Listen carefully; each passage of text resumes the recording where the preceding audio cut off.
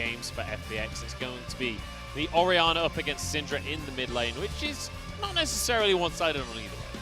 Nope, it's pretty much a wash. We're just going to see both mid laners push waves back and forth. Of course, Syndra is stronger in the early game, so she can do much better in those 2v2s. You do offer a lot more CC and damage, to where Orianna's much better in like the isolated 1v1 from your passive. But point is, we know FPX really want to find the team fights. They want to set up the wombo combos coming out with Sett and Orianna, set up for a big Moonlight Vigil coming out from LWX. Chris going to be very crucial with landing these death sentences. To our DMO, going to be all about the 1-4, setting up for Chelizi in a side lane. And the great thing about it, too, is that your core 4 is very strong. You already talked about the potential with the Caitlyn build, Syndra and Lux. I mean, you get hit by any CC. That is a one-shot combo coming out from both of those champions. Yeah, it really is. There's a lot of damage that can follow through on a pick. But the question will be if they can find some picks. I will say, though, in game number 1, DMO found quite a few picks onto people like Tian and Crisp as well. And obviously, there was a few situations where people were getting away, but this is the kind of composition that you don't get to escape. If you're caught out of position, you are going to go down. Yeah, the thing, though, is this is also the type of composition for DMO that it really needs to be ahead. Like, we need to see Xiaopeng providing safety to the bot lane because, again, we have 2 squishy champions. If LWX can, if Tian can find a gank onto LWX and Chris lane, it's going to be massive. If xubin and Yui can't get set up for these sieges in the mid game, it's going to feel much different. But as we pointed out, you know, with that new Caitlyn build, with the buffs to her base damage and movement speed, she definitely is much more of a force now than she was before. She certainly is. We'll see if she's going to be able to be that force as we head into Summoner's Rift here for game number 2. DMO showed us some stuff in the early game of game number 1. They were able to contest with FPX all the way up to 40 minutes, but then FPX managed to close things out. This time around, DMO have a composition that is looking to snowball. They're looking to get ahead early and stay ahead. The question for me is, can they execute it? Because inevitably, they're going to have to fight around these early dragons, because it doesn't matter what FPX drafts, they're still going to fight. Yeah, so I'm interested to see where FPX are going to try to find their advantage.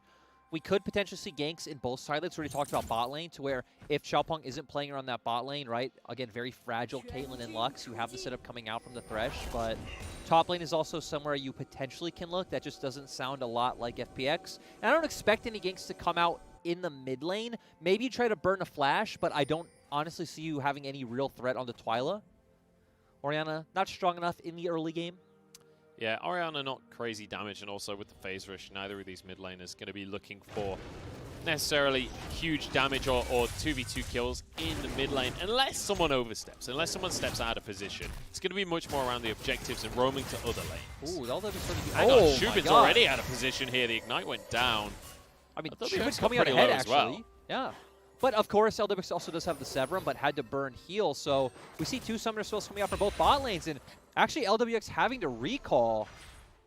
Damn, that is a huge lead to find for the side of DMO. And what did we talk about with this Lux and Caitlyn? It's an incredibly strong lane. Now, Xiaopeng, he knows that he has the advantage because his bot laners can move over. Tian has to smite very early to keep himself healthy. Might just have to flash here. The flash followed, though. Xiaopeng underneath the tower will get away with his life. Crisp is here, but LWX still not close enough. Yeah, and also, so great to see Xiaopeng taking advantage of what happened in the bot lane, but also something I want to highlight, we see Yui going for the Aftershock, which I watched the Lux that was played there in the KT versus T1 game, and they actually ran Aftershock, so going to do much better in, let's say if you do get ganked, right, being able to survive those instances, you're going to still have the strength that you get from Sealed Bash and Revitalize, so really interesting to see the kind of different builds and different takes on Lux as she's re-entering the meta. And it's important to mention that this is not the same Lux that you see in solo queue, right? This is not the one that's building Spell Thief, going Luden's first item and just trying to burst mage. This is very much a utility support still. This is a real support. Exactly. And the thing is, for people who don't remember, this was meta last summer. We had Caitlyn Lux. Oh my god, we had Caitlyn Lux so much. I remember it was always against like Tom Kench lanes. But it was because, at least last year, she got those massive buffs on her W. Of course, they were nerfed by now. That's why she's in the meta anymore. But still, you are still played in the same vein. You are very much about supporting and assisting the team with those shields. So now we're going to be contesting for this bottom side scuttle, and Tian was forced away. Tian's still level 2, by the way, after dying early on. Xiaopeng has a massive advantage in the jungle. Great play. I was going to say, because we even see Chelizi's taking the scuttle crab, so great job by the observers showing that now for us. And doing a great job of using their bot side pressure. We've talked about this. DMO have always been a team in the early game, are very competent, understand their comps well, know how to find their advantages. It's just after that where we see them begin to struggle. Chelizi realizing he can't extend this 1v1 with that many minions alive. That would be suicide for him. He's going to have to move back around the long way before getting back in and trying to clear up those minions. We're going to see more skirmishing down on the bottom side as well, as Crisp takes a hefty tap there on the bottom side. Important to mention as well, xubin managed to get himself an early recall off, and he's already got a cult for himself. Now Xiaopeng moving in on the top side with GimGoon. That was a very nice death grasp to keep him safe. Yep, and we need to remember when it comes to this top 2v2, that FPX at least have mixed damage, right? So that's always better. It's going to be harder for Chelizi to itemize against. And FPX also had the wave, so very easy for them to back off from that gank from Xiaopeng. But hey, oh, Xiaopeng just clearing the ward after the scrying orb. I got too excited.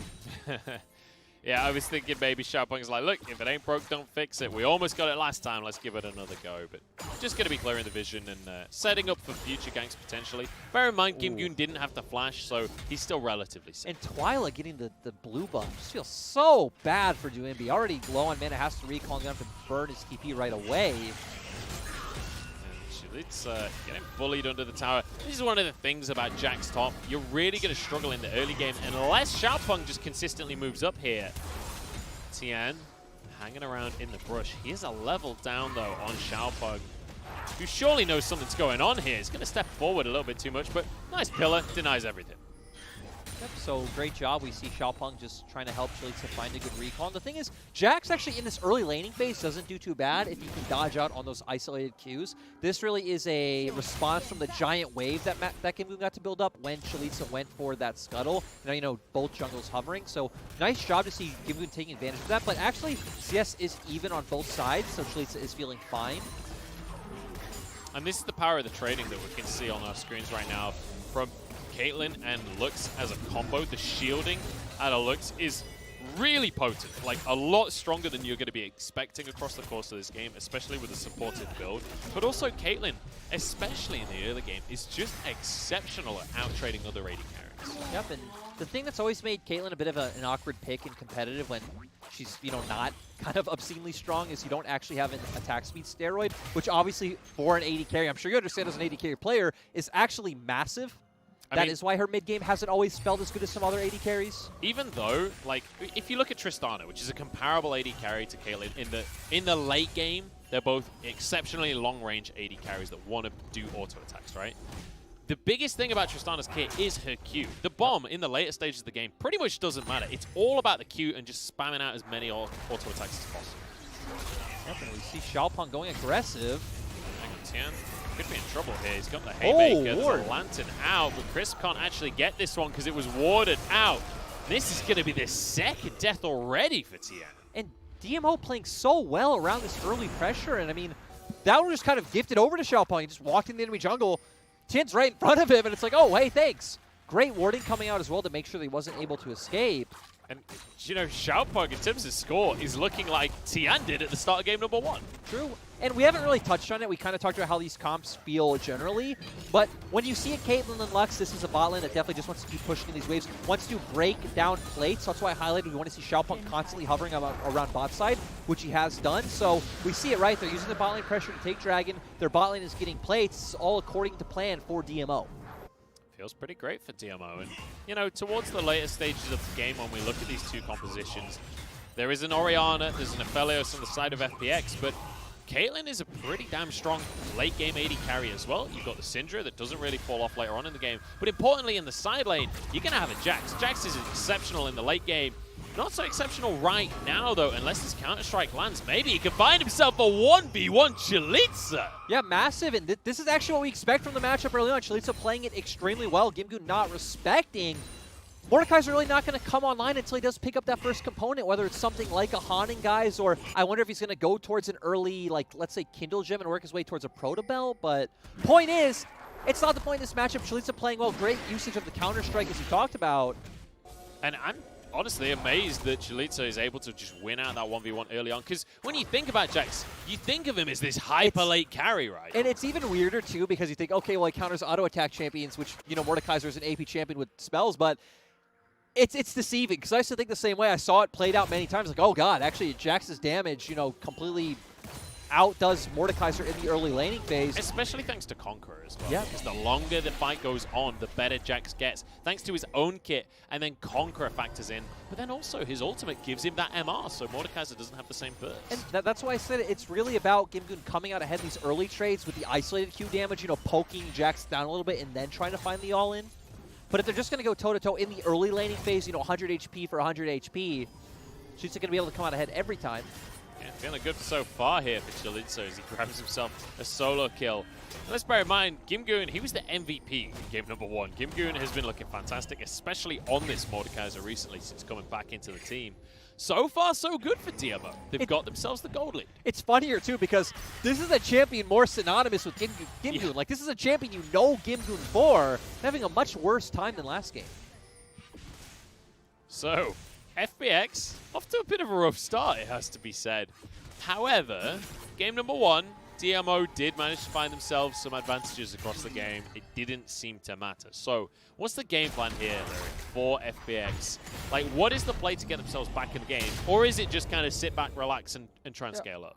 I honestly think for FPX, they just take this one slow. I think the next plan of attack for FPX is going to be matching Xiaopeng with where he places a Rift Herald, just kind of making sure that they aren't able to make some massive play, you know, take a turret in mid or bot lane as of yet. But take it slow, because once we do start getting some items down, I do feel like FPX, if they close the gap, will win out in team fights, right? The question is, can they get in reaching distance? Well, FPX, in true FPX fashion here, have said, oh, you want us to play slow? Well, we'll try and set up a dive on the bottom lane. Xiaopeng is here, though, so nothing that they can do to fully push this one in. They'll be able to get themselves another turret play, though, so not too bad for FPX here. They're still going to find some advantage. And this is the thing why I understood the Aphelios and the Caitlyn, right? Because you do have a lot of range to play with yourself, so Caitlyn not going to be able to bully you out too hard. And I mean, now you have a plate advantage in the bot lane. Not something we expected. No, not something you ever really expect with a Caitlyn in the game. But xubin did recall there, so now he's got a BF sword for himself. Does mean that LWX either can stick around but be at a disadvantage or recall for himself. But it will be an opportunity, though, for xubin to potentially find a plate for himself, try and answer that we just saw in favor of FPX. It's something I didn't get to touch on too much early on because we had so much happening around bot lane, but Xiaopeng also definitely has way more pressure on the mid 2v2, like we said, coming out of draft, right? Being able to just put down that pillar behind the Orianna. Ooh, getting the dive. I don't think the dive is properly going to kick off here, as DMO just going to try and get this tower low. Herald is available here. Xiaopeng drops that one down. And you said the FPX had a turret plate advantage, Lyric, but you cursed it, I'm afraid, because this tower is going to completely drop now, so there are no turret plates left. I was talking with the Hysterics about this on cast the other day, but I don't feel like when I listen to any of you guys, like when you say something, the exact opposite happens right after. But with me, it happens so often. It's like when you literally just a moment ago were saying, FPX, they need to play this slow. Immediately, they start posturing for a tower dive. It's like, oh, LWX has a turret plate advantage. Immediately, the next tower goes down. And the funnier thing about it is DMO used the window of FPX having to, you know, back off, reset after the potential dive they tried to set on bot side. Twila then was able to push out the wave, and that's how they just set up that play on bot side. So DMO taking advantage of the potential play FPX tried to make. Yeah, really nice stuff from DMO. And this is what we were talking about in game number 1 as well. When it comes to the early game, this is when DMO looks best, when they can pull off these plays, when they can read the map and counterplay what their opponent wants to do. And they found themselves a 3,000 gold lead because of it. They did also draft 3 winning lanes, yeah. But still, they are the last place team in the league, and you don't feel like that necessarily means anything, but they've done a great job of playing around that so far. And I'm surprised Chelizi actually the highest gold earner in the game so far. Yeah, nice stuff from Chelizi. Oh, he's played the Rune King. I don't know how many turret plates he's grabbed for himself so far. Xiaopeng hooked, but walks away. Does look like 2. But still, yeah, has the Blade of the Rune King up against just the haunting guys for the side of GimGoon, so that's pretty great. He's going to do great in that 1v1. Also, that Blade of the Rune King, later on in the game, the split push threat that Jax offers is terrifying. He will annihilate towers. And the thing is, right, we've said it many times in Season 10, we have not seen these sort of compositions work out. Like, it just hasn't happened.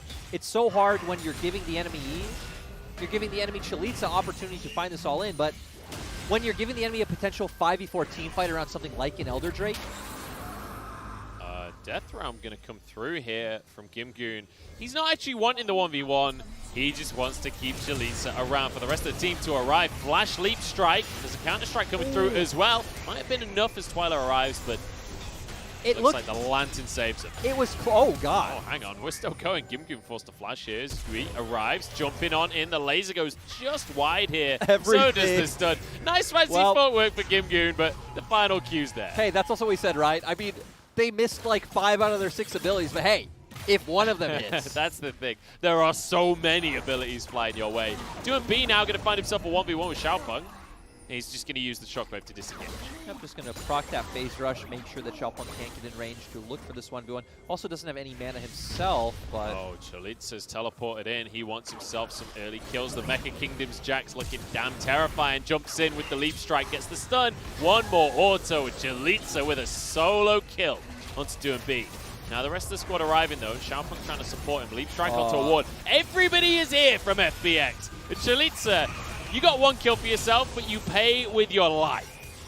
But still, I was going to say, DMO are able to answer both turrets, mid and top. They should be able to take down this one, but Twila definitely going to pick up a top lane turret. Don't know if they can finish this one off mid. FPX are going to try and force the play. Might have stayed a little bit too long, but look at the combo. Look at the health bars on FPX now. Xubin would just need 1 more headshots. The ace in the hole goes through. LWX tanks it because he's got his Severum available here. Yep, and LWX being a bro, something we can all appreciate. Caitlyn is so obnoxious. This is what you were talking about, right? The artillery carry. If you get set up outside of that turret, it's so difficult to defend against. The thing is, and it's why people have always kind of strayed away from it, is it is very hard to execute. She has typically, again, I don't know if it's a bit different now with kind of the build that people are going with. I think we're going to need to see more, but she's always been the type of champion with the way the comps are built that if you misstep once, it feels extremely hard because then you don't get, the artillery set up in front of the enemy turret. But we haven't seen that thus far. DMO have been playing extremely well.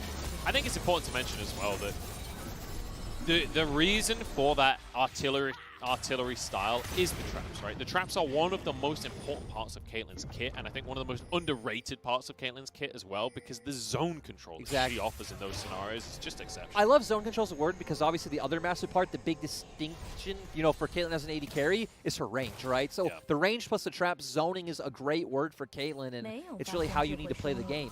So, moment of truth here as we're going to see the recall for Xubin. Let's see, as the IE will be finished, what the second item is likely to be here. The crit cape comes through and denies any speculation because that goes into all of the items that she could potentially build. Yes, it does. So we have to wait and see, but DMO going to end up picking up this Rift Herald. I mean, no outer turrets even left up, so they're going to be able to use this to find value somewhere.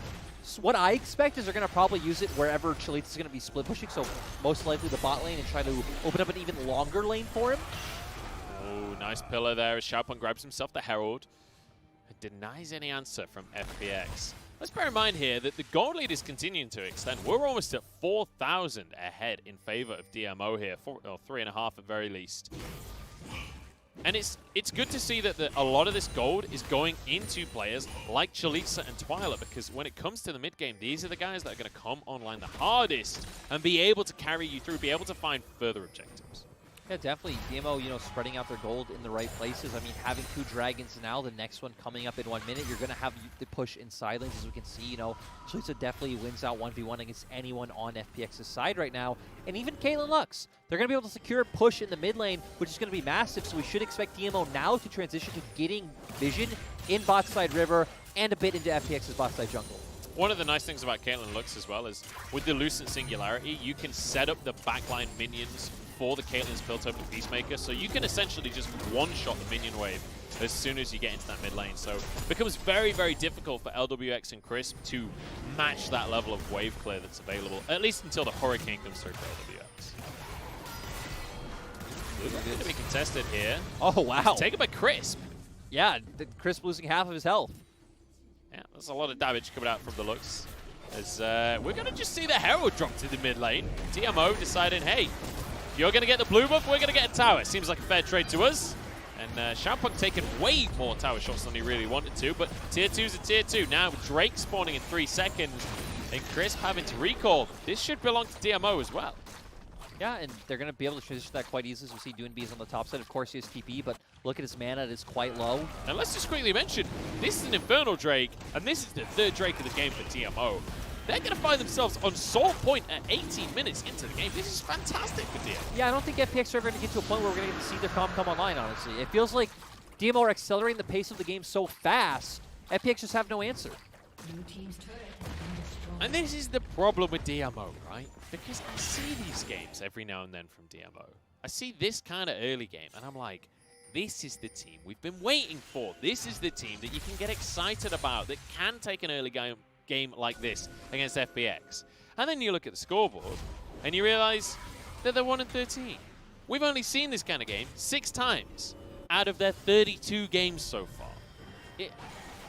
Yes, they can look good, but we just never get to see this consistent. You know what's another interesting thing to realize is the fact that it's also a very low-kill game, so it's not like, you know, mechanics and those sort of things that have had to come and play. We haven't seen any team fights. It's just, again, DMO drafted a bunch of winning lanes, played around it beautifully, and just kind of out-macroed FPX. And to move over, we see a Zeal coming out for xubin. We do see the Zeal, which does mean that we're probably going to see something like the Rapid Fire Cannon. We've also seen Hurricane builds coming out recently as well on the Caitlyn. Depends how you want to play the game, but with this style of team fights that you'd expect, I feel like Rapid Fire Cannon could be the option. I also agree because it's also a game where you don't need wave clear because Caitlyn's not an AD carry who just brings wave clear inherently with her kit, but you know you have the Lux, you have the Syndra especially, so that's not something you have to worry about. And especially when we've talked about that, for DMO, it's all about playing at, you know, at an arm's length from FPX. Rapid Fire Cannon, definitely an item that makes sense. So, we're going to return to our quiet game that we've had for ourselves here as DMO continue to slowly but surely increase their advantage. As I say that, cast a curse. We're going to see a fight. xubin has been found by GimGoon, and this, it doesn't matter what you want to say about Caitlyn's new build. You don't ever get to beat Mordekaiser in a 1v1. Nope, you definitely do not. So great pick coming out from them, but not going to transition into anything other than that gold. Chelizi doing Jax things on the bottom side of the map. LPX flashes and still gets stunned, but there's no follow-up there. I think that hitbox is kind of busted. Yeah, it really is. Tian is just going to miss out on the journey of the Blasco and Chelizi. It's a creative way out, but it's a way out nonetheless. He didn't even lose health. Nope, and I mean, again, this is the win condition for the side of DMO, but this is also what we talked about earlier, right? Because, sure, it didn't happen when anything really matters for FPX, but this is the problem that you just ignore the Jax in the side lane, and the problem with this meta is typically you can come out with more from the neutral objectives than a split pushing threat can come out with in a side lane, and maybe not this game. Actually, for DMO, you start to wonder, do they even want to bring this to an Elder point where, you know, you give FPX a chance to steal it? Maybe you just go for some kind of Baron play and try to siege down through mid. Yeah, I don't know. We talked about that in game 1 as well, right? Where it was like, hey, FPX, maybe just deny this soul purely for the fact that you don't want Elder to enter the game. You don't want Elder to be a factor. Could be an argument for DMO here. You give over Dragon, which sounds weird, right? Because I'm safe for DMO not to take Infernal Soul. Yeah, that sounds crazy. Last game, I think it was a better argument because it was Cloud Soul. With Infernal Soul in play, I think it's worth it because you look so much better in that potential team fight because of Infernal Soul. You're right. You are completely factually right, but I'm scared thinking of these two teams that's going to be the way FPX come back and win. This is the thing. Whenever you're talking about FPX, it's not about what's factually correct. It's not about what works on the textbook, right? It's about FPX being this team that nobody could really read properly. Like, they went to the World Championship, everyone was like, this team's terrible, this team can't win, and then suddenly 3-0 in the final. I feel like that's LPL as a whole, though, right? Where there are certain situations we get into here that it's like, sure, we can talk about, like, what's better, what should work out right, but it feels like typically we see the opposite happen. I mean, again, you think about all the LPL gold graphs, right? LPL gold graphs are a meme. And it's true, it happens so often where we see one team winning 3 to 5K the whole time, then we do get to the Elder fight where the superior team fighting team is just like, oh, hey, cool. And then they win. Oh, we could use our mechanics? Sweet! Get themselves the team fight and just annihilate. And FPX is definitely one of those teams that falls into that category, especially when Doinb is on the Orianna. Beautiful teamfight champion, the Aphelios as well. That combination of ultimates is disgusting if Infernum's available. But that's a long way off just yet. 24 seconds until the Infernal Drake here. GimGoon finds himself in a 1v1, but he's got some help from his friends here. Oh, what? Pulls Chelizi into the Death Realm. I don't know if that was the best decision you've ever made, GimGoon. Going to use the stopwatch to keep himself safe, but the counter strike's there, and Chelizi survives. Leap strikes out. Xiaopeng trying to get away, but there's a nice little Moonlight Vigil to finish that one off. 1 for 1 here. I need to stop because I have no idea why GimGoon did that. Tian was right there. Yeah, Tian was right there. He had his entire team there, and he's like, I can 1v1 this, Jax. I got this. You don't have that. But importantly, Xiaopeng died. So smite advantage very heavily in favor of FPX. Chelizi coming in from the flank. It's going to be 4v4, but Chelizi's just dodged everything there. Leap strike over. I did not know you could leap strike to a blast cone. Here we go. Dragon, though, very low. Shockwave going to go wide. But the Infernal Drake is taken by FPX now. Box used to disengage as they're trying to get themselves out of this fight. LWX surviving, but the stun goes through. No follow-up CC, and the ace in the hole not going to be enough. I mean, still, that feels... Ooh, where is she still going? DMO do not want to let this one go. We talked about the power of that Thresh pick. The flash spine, not ideal for me. It's also very awkward, right? Because we're seeing a Syndra, Caitlyn, Lux run at a team that does have a bunch of bruisers in the Thresh. And like, this is not a situation even DMO really want themselves. Unless they do hit that binding and can kill them from the range, like we said, they're not going to come out ahead in that fight. And it's so unfortunate that the reason Xiaopeng went down as well was trying to get to Chelizi to save the day on that earlier play that happened before the Dragon. And then GimGoon once again ruining everything, taking Chelizi into the Death Realm. Ruins it for both teams. Dude, I'm just saying, like, Xiaopeng, what a scrub. Can't predict that GimGoon's going to hard troll. Like, what? Oh, poor Xiaopeng. Well, we're past 20 minutes, and that means FPX are probably going to look for Baron, right? It happens every time. Chelizi and Twila are bot. Neither of them have TP. Oh, no. Well, Chelizi, hey, he can get a tier 2. I don't think that's worth it. How does this happen? Because we're watching the LPL lyric. And all of our top teams do this. FPX aren't even a top team right now, technically, but holy. Emotionally, they are. They are emotionally a top Their team. fans believe that they are. But they are right now. For anyone that doesn't know, for anyone who's just tuning in that doesn't watch the LPL, FPX are in 8th place right now. They're 8 and 6. And they're on the cusp of, if they can't win the next couple of series, there's a very real risk of them not making playoffs. They're also undefeated with GimGoon, to be fair. Yeah, that's true. They've not lost a series with GimGoon once again. You know, kind of like a throwback to spring. Hang on. There was no trap. xubin, your trap was so late. That was a kill opportunity. LWX should have gone down there. Well, that feels bad. Munchables has spoken. The AD carry aficionado himself. I played a lot of Caitlyn. FNX Saber, thank you for all of your glorious tutorials. Oh, Jesus. But now we're going to see DMO go back to trying to have this Jax, you know, pushing us on. But guess what? FPX have Baron. They feel fine just, you know, 5-man force mid. You can even just have GimGoon. You can have GimGoon answer. Interesting. Moonlight Vigil going to be used just to try and force some positioning here on towards the tower. There are 3 traps there, but there's no real way for xubin to step up and contest in any way. LWX happens to tank the tower for a couple of shots as it goes down here. Look at where Chelizi is on the map, though. He's sieging onto an inhib against GimGoon. This is all he can do, though, right? Like, he really adds no value to this team fight. He went for Blade of the Rune King into Triforce, so he's full-on built for this split-pushing role. Come on, Rage Blade next. Let's see. Now he's going to go Spear of Shojin. Oh, yeah. You can see by the BF sword. I miss Spear of Shojin. Jax players everywhere miss Spear of Shojin. It was such a fun item in general. It was busted as all It was hell. busted, which made it fun. It was awesome. It was fun for everyone except... Oh, no, hang on. It was fun for no one except the player that was building. How often do top laners get to feel like, you know, they're having like a good meta for themselves? But actually, speaking of top laners, Chelizi is heading down. Well, heading up, I should say, because we're in top lane. That's true. He's going to join up with his team here. And FPX are just going to dip. They've got the Shrelias. They zoom away.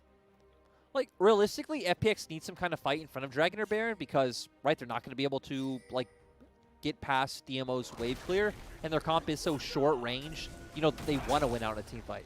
Imagine one of your team's biggest strengths being like, hey, we're probably going to sneak a Baron at some point just after 20 minutes. So during the mid-game, you're just going to have to deal with that at some point. That feels like a legitimate part of playing against FPX. I mean, FPX, IG, JDG, Top Esports, like, It feels like it's part of the resume to be a top team in LPL. It's like, you need to be able to sneak some Barons. Even V5 have done it a couple of times. True. Even V5. Hey. They're trying to, they realize that's what you got to check that box. WE sooning. We're yet to see it, guys. Come on, get it together. But Dragon coming up in 40 seconds, so we're seeing FPX, forcing with 5 men hovering around. So Doinb does get the push to make the way into River, going to get that vision set now. We've continued to set it right. FPX feel great in 5v5s. If GimGoon and Tian can get on top of Twila, xubin, or Yui, they should pretty much just go down. GimGoon has flash up, he has his ultimate available, and we still don't see QSS coming out for xubin. Actually, we don't see QSS really coming out for anyone. Yeah, nobody respecting the Death Realm right now. I mentioned it before. xubin, he's got 3 items, but if GimGoon gets him in the Death Realm, especially with Tabbies and that Bramble Vest, there is no way that xubin wins that fight. Doinb going to try and place that ball, getting ready for a shockwave onto the entire team. xubin steps forward to get a headshot in there. Dragon going to be the target. Xiaopeng pulled into the Death Realm. This should mean Tian can just finish the Dragon off, get himself that Infernal Drake. Chelizi will try and answer with a kill for himself, but Showstopper going to ruin everything. DMO to get the first kill of the fight. Chelizi gets out with his life here. 1 for 1. As Yui does go down as well. It's a very weird fight that we just witnessed, but FPX get the Drake. It's because the timing was so weird from GimGoon to go into Trundle, pull him to the Death Realm, and I don't see why Tian was locked down so long. So we're still posturing. Hang on. Chelizi's just teleporting back in. They really want this fight. I feel like I've seen this once already this game. They're chasing through the bottom lane, and there's so much disengagement from FPX, there's nothing you can do. Again, you're just still, it's still just very awkward, That was Chelizi's TP. He's a split pusher. He just used his TP for no reason. Yes. True. Bruh. I don't know what else to say. I don't know. I mean, I don't know how to respond, but point is, we saw the coordination there for the side of FPX. We saw GimGoon pull Xiaopeng into the Death Realm, and like I said, it took Tian a bit of time to get over to the Dragon and actually, secure that one for himself. He did do it. Of course, GimGoon did go down for, forcing that play, but at the same time, Dooney found a great, I want to say, like, snipe in a sense, hitting a great Q onto Yui the second he stepped forward. So 1 for 1, and now FPX are stacking Infernals. FPX are getting scarier and scarier. And the dream of that Infernal Soul is getting further and further away because, as you rightly mentioned, GimGoon, with that Death Realm, can just ruin Xiaopeng's day, deny any kind of smite from him. And there's no spellbooks on the side of DMO. It's not like someone else can step up to do the smiting. It's not like anyone has any distinct burst to take away the Dragon anyway. So I also feel like if we're getting to a fight that's not, GimGoon trying to secure Dragon, MR has so much value for FPX this game because GimGoon goes to a fight, he flashes on top of xubin, pulls him into Death Realm. Well, the other 4 members are now pretty much just dealing with Syndra and Lux. So, you're going to get a ton of value out of MR if FPX can coordinate these fights correctly. And we saw in the last Death Realm, right? We still see no QSS coming out from xubin. He's going to go down every single time. We even have a Thorn Mail coming out for GimGoon at this point. He's starting to become very difficult to deal with. And xubin, I think, realizing that he has to do most of the team's damage during these fights, especially when it comes to trying to get onto the carries because they're going to be able to play from so far back. He needs to be able to just get that 1 or 2 autos in with the headshots. An extra BF sword will certainly help. He gets caught by the hook of Chris, but having to use the stopwatch pretty early here. Showstopper comes in onto Twila. He's in trouble. Just get his ult out before going down. It means they get to trade 1 for 1 here. Chelizi is on Doinb, but Chris, the perfect death sentence. They're both low, and the GA came on through. LWX trying to fight. You don't get to 1v1 Jax. What are you doing, LWX? That is not the play. He's going to answer with his life. Ace in the hole denied. His Doinb just about gets away. GimGoon is left in a really awkward position. Okay, he's going to get away, but man, that fight was all over the place. We saw Twila trying to zone out Doinb. Chelizi then flashes in, gets on top of him, keeps him out of the fight. Twila goes down instantly to LWX, and I mean, this is a Baron. This is definitely Baron going the way of DMO. No, we have two TPs, Munchables. Oh, hang on. Hang on. We got a TP here from Doinb. We just saw GimGoon head back to base. Yui going to get the route only onto 1, though. Xiaopeng playing defensive here. As xubin still hitting the Baron. He's not realized that this is definitely over. GimGoon now stepping forwards. It's Doinb there. Ooh, Twila. Here we go. The fight continues as Twila arrives. Zonya's going to be used from GimGoon to try and keep himself safe. The shield is nice, but it's not enough. The shockwave! Oh, Doinb, that was gorgeous. Scatter the weak, though, from Twila is going to match it. And somehow, we end out even. But this is why we said this is super carry Doinb once again. Doinb has been the star of FPX this year, has been the best performing member, has been the member to consistently pull them across the finish line, and that ult was so massive. That was disgusting, honestly, from Doinb. It was so close to just finishing everyone off as well. So close to finishing Twila. I mean, and it felt like FPX were just once again going to get ace in that fight, but you know, we see this fight starting. I said Twila was trying to zone off Doinb. Great ult coming out from Tian. Moonlight Vigil hits from LWX to secure that one. Good ultimate once again coming out from Doinb, even in this clip, to keep Chelizi off. And you talked about Chris coming with a very clutch hook death sentence once again. This was a bit questionable from LWX. It's using the flash. Using the flash to get into melee range of a Jax. Like, what has to go through your head as an AD carry for that to seem like a good idea? He is an Aphelios, but I still don't agree But with your it. auto attacks don't hit him. That's true. You don't get the lifesteal if you can't auto. The shockwave as well, just amazing. I like the tangent. By the way, play of the game happening on the screen. The tangent was smooth. All right, Drake's coming up again. This will be solved for DMO. Death Realm in play, though.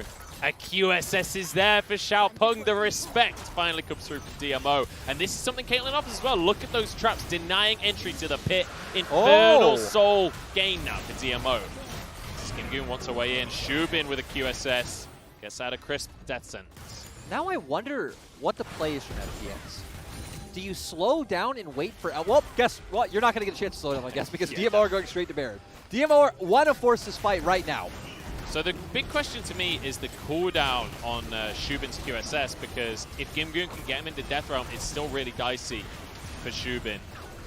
6,000 on the Baron, though. They're just going to try and force this one. The Death Realm synergy has to be amazing. Oh, they stole it. Tian, you beauty. Now he's into the rest of the team. He's going to go down for his trouble, but that's 4 Baron buffs. Well, now FPX are going to be very, very happy to slow down this game, wait for that Elder, and do nothing ever since, because guess what? DMO going to have such a hard time sieging down the base against Baron minions.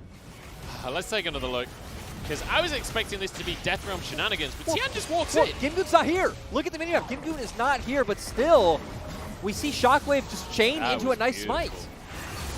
I mean, goes down in the end, but it doesn't matter. Lyric, this is DMO against FPX. This is 17th against World Champion. How is it this close and this intense 2 games in a row? I kind of expected after game 1 for everything to return to normality and FPX to kind of crush game 2. Is this DMO playing exceptionally, or is this FPX really not looking good right before playoffs? I feel like this game at least was the byproduct of the draft, right? We said, hey, 3 winning lanes on the side of DMO. We did see outplays in some lanes, like Chelizi really outplaying GimGoon in top lane early in laning phase, which is funnier after GimGoon's video, but you know. Oh, yeah. GimGoon before the game was like, I'm laning really well recently, and then he gets solo killed. And I don't mean to meme him because, right, he's been undefeated with this team since he's come back. I just don't feel like he's very self-aware of his strengths. His team fighting, insane. Insane team fighter. Amazing, great team fighter. He's good at being dived. Yeah. He's just not that great at the 1v1. He's great at outplaying dives, but yeah. Oh, dear. I don't know. That's funny. But hey, FPX actually going to use this Baron to try to siege down. We need to keep in mind, DMO do have Infernal. I do still believe if FPX close the distance, they will win out. It's worth mentioning, Shockwave whiffs there from Doinb, and that is going to be the goal button now. LWX the target. He stepped way too far forward. Xiaopeng can tank a lot better than you can, my friend. That's a pick. He had flash up too, which is surprising. He just didn't flash over the pillar, but obviously still feeling threatened. But yeah, whiffing the Orianna ultimate was definitely the go button for the side of DMO. So decisive in taking advantage of that. And now Baron buff might not matter. They might be able to secure some structures for themselves. And now Caitlyn finally gets to do Caitlyn things. They get to siege onto the face of FPX. This is what DMO have wanted to do all game.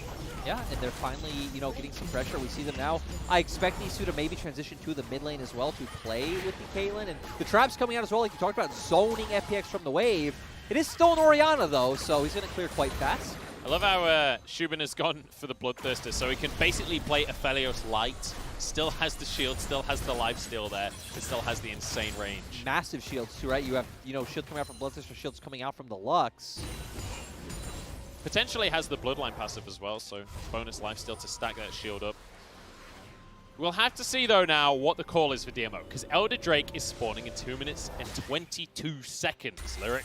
That's a lot of twos right now. The thing is, we're just in such an awkward place for either team to really break the base down without a fight, because, I mean, again, we saw the wave clear coming out from the Orianna. Even the Aphelios, right, going to do a great job at clearing these waves, so setting up these sieges is going to be massively hard for the side of DMO, and, you know, Jax realistically shouldn't be able to dive GimGoon at an inhibitor turn, be able to take that, because, I mean, FPX should, you know, all be in their base, should be able to react to that quite easily. So we're going to come down to that Elder fight that we talked about, and maybe DMO can come out ahead. But once again, I just feel like my LPL senses are tingling, and it says FPX.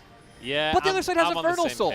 I'm on the same page because all of the advantages are for DMO right now. Compositionally, it can work here with the Jax. We just don't often see it work with things like the Jax. The Infernal Soul is there. Elder's coming up in a minute and a half. If Chelizi can get to the top side and pressure, instead of Xiaopeng being the one split pushing, it can look amazing here for DMO. We also need to remember that FPX's comp is very reliant on hitting this massive wombo, right? Hitting the big Orianna ultimate, hitting a massive Moonlight Vigil from LWX. So, again, we're going to keep using the term where you closing the distance, getting in range to deal all the damage onto the side of DMO. So we want to see either a massive flank coming out from Sett or, you know, a death sentence onto a crucial member from the side of DMO. But we also have a bunch of QSSs coming out now, even the Banshee shield for Twila. So it definitely feels like this is going to come down to Tian finding a massive flank or even just Doinb hitting a miracle ultimate by himself.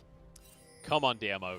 You got this, guys. I want to see DMO win this. I want to see DMO get their 7th win of this split. Against FPX, it would be something amazing. But also, extra losses, even individual games, matter a lot for FPX here. They need this win, honestly. They need every single game win they can get. Their game differential is not as good as RNG's, and RNG is, you know, coming up on their heels. So really important for them to secure this. Tian up to the side here, 22 seconds for the Elder Drake to spawn. Laser going to go wide, but let's be honest, he doesn't have any AP anyway, so it's not that big of a deal. Huge hit onto Chris there. That was just one headshot. So the aftershock going to come into play, but Xiaopeng is a lot tankier than you are. The slow from the box doing a lot of work. As Tian, you can see him off to the side, trying to find a way in. Redemption will keep everyone healthy. Oh, DMO Tian stepping in. Crisp gets a hook onto Xiaopeng. Tian off on the backside, but Crisp is taking a beating here. This long-range fight is exactly what DMO wants. Exactly. We said, hey, Tian needs to be the one to find a flank. He knows that. He's trying to find it, but not having a great angle. And now we see xubin answering wave in mid, so going to put even more pressure onto the side of FPX. Come on then, DMO. This is your moment of glory if you can take it. You just got to reach out and grab it. The Caitlyn traps being set up in advance here. Twila trying to get a scatter the weak. GimGoon would love to find a way to step forward and get involved in the play here. We're going to see xubin just shove out mid. I'd love to see Chelizi somewhere else on the map making things happen. But you know what? If it's working, keep it going here. LWX is stuck in the back of the pit. Does have his flash available. God. Here we go, Baron. Oh, Elder is low, but it's going to be xubin caught down. Tian chases him through. Chelizi is the next one to go. Oh, it looked so good for a moment for DMO. How does this even happen? But FPX are going to get themselves this fight here. It's going to be 2 for 1. Xiaopeng is alive, though, and Tian actually went down. No way. Xiaopeng might just be able to get this one for himself. LWX flashes forward, though. He wants himself a highlight reel. Yui somehow gets a kill with the light binding onto Crisp. There's GimGoon now in a 1v1 against the Trundle, but loses his defensive stats to that ultimate. Yui just trying to survive. Doinb's low. This looks scary, even with the support items. Xiaopeng now trying to run away. Death's Grasp going to pull him in. Uses the QSS on absolutely nothing there. Going to be bent down, but the blast cone gets him out to safety. And at least FPX should be able to take an inhibitor off this, but man, I do not know how in that Dragon fight we got to a point where LWX is alone in the pit, 1v1ing xubin somehow. I don't know. What? We need a replay of that one. Why is Jax in the team fight? Split push, please, DMO. I'm begging you. I can kind of empathize with him in the sense that if he's not there, you're giving FPX that window. TP. He does have, but you're giving them that small window. But this, I don't understand what we got here. How LWX is alone on the opposite side of the pit, all the opposite members of DMO on the opposite side, and like, xubin just walks into him. 1v1 me, bro. Okay. All right, let's go again. Let's do this one again. Chelizi jumping into the fray. Tian has already gone down. They got themselves the Elder. I take it all back. The team fight Jax is the way forward. Xiaopeng still surviving. Healing up, actually, with that 4v4. subjugate. It's 4v4 indeed. Ace in the hole might just be enough here. With the Elder, it's ticking away. One more hit. No! The QSS comes through at the last possible second. He gets himself some lifesteal. Chelizi, I don't know why, but he's 1v4ing here. Laser across an Elder as well. Yui looking beautiful. Doinb goes down. The better mage wins. And now in towards the base. I've never seen it be so hard for a team with Infernal Soul and Elder and that have like a 5k gold lead to win a game, but I mean, at least looks like DMO are potentially winning the game. They're going to Baron. I feel like they could have just closed this. I feel like they could have just run through bot and ended the game, but they're going to go for Baron here. And you know what? Tian's up in 5 seconds. I think this should go down safely enough. Yep, I definitely agree. I mean, there would need to be some kind of crazy shenanigans for this to go down. Look, this is FPX. There is always crazy shenanigans. Death Sentence Baron steal? Let's see it. Laser comes through. Death Sentence. Ah, not quite. Hey, it looked cool, though. The towers are going down to the base, by the way, because there are super minions that DMO didn't notice. I mean, we have been at the point for a long time that, I mean, the next like big team fight win is really what's going to decide this. We're going to see FPX stall this out for another couple of minutes, and then Doinb is going to TP and backdoor, and that's going to be how the game ends, isn't it? Let's go. Lichbane, Orianna. That's probably not going to be how the game ends because the inhib is about to come back up. And we reset for a second here. There's still a minute on this Elder buff. There's 2.5 minutes on the Baron, though. DMO, we've been talking about it all game, how great they are at sieging. And we're at a 45-minute mark now. I wonder what this Lux ult cooldown is at this point, right? Because, I mean, look at it. It's already about, you know, I mean, it's halfway up now. He just used it 5 seconds ago. The irony of that ability being called Final Spark when you get to use it every 20 seconds seems a little ridiculous. They're just going to try and end the game here, though. Tian, Hex Flash over the wall, and then immediately hits S. He would love to get xubin there. WX taking a huge amount of damage. The minions are going to be clear. FPX need to pull the trigger. Down. This is going to be a redemption into the team. Chelizi kept safe. In goes the showstopper. Haymaker across everyone as well. Pulling in onto Chelizi, but they're winning the fight here. DMO are going to do this one. I cannot believe it. LWX did get a double, but he's going to make it happen right now because xubin is just going to end the game. You've got to get onto the Caitlyn, but I don't know if they're going to be able to close the gap here. One or two more autos, but LWX is onto him. No way! No way do they hold on! FPX still in it! What is this? How does that even happen? And DMO were actually trying to. They weren't even trying to go for the kills. They were trying to take the Nexus. We see pigs coming out onto DMO's base. No way does this happen every time. FPX. Oh my god. This is going to be a 2-0. How does FPX get a 2-0 here? Hey, we have 20 seconds on Twila. Is it going to be a 2-0? This is one of No, the... Twila's going to come up in time. I don't feel like this is over. I don't know. There's an Aphelios on my screen right now. I think they still just do this one. The inhib is going to ruin it all, though. I'm not sure. No, it's not for another minute. They could just end the game. GimGoon is happy to tank. Twila's up in 2. I guess LWX is happy to tank right now. They're going to get onto the Nexus. Twila has to do something beautiful here. Something miraculous. Takes one down. LWX is going to go down as well. Oh my days, don't do it, Oh my god. How was this a 2-0?